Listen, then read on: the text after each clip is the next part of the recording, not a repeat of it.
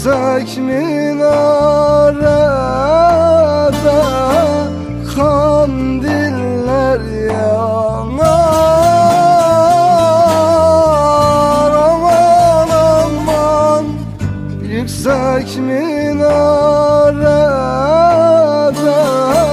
kandiller yanar. Aman aman, kandilin şavkına canım, he canım, he varım.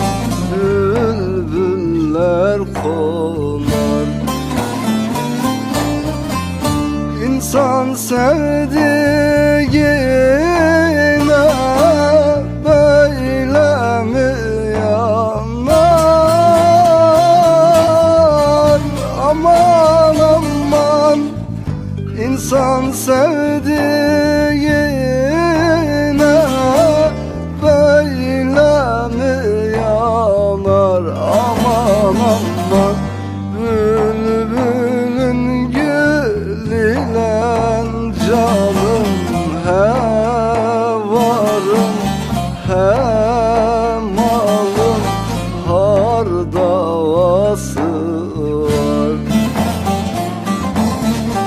Ellerin benimle canım, he varım, he malım, ne kavgası var.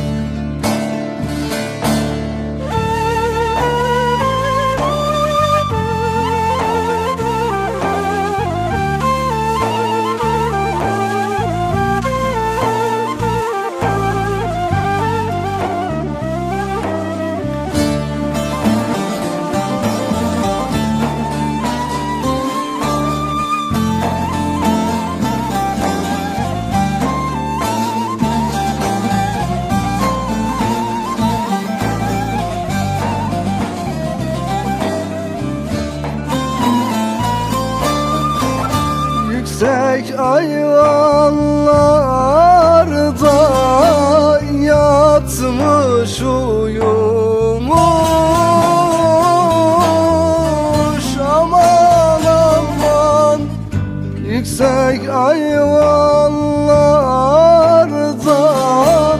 yatmış uyumuş. Aman aman, ela gözlerini canım, he varım, he malım, uyku bürümüş.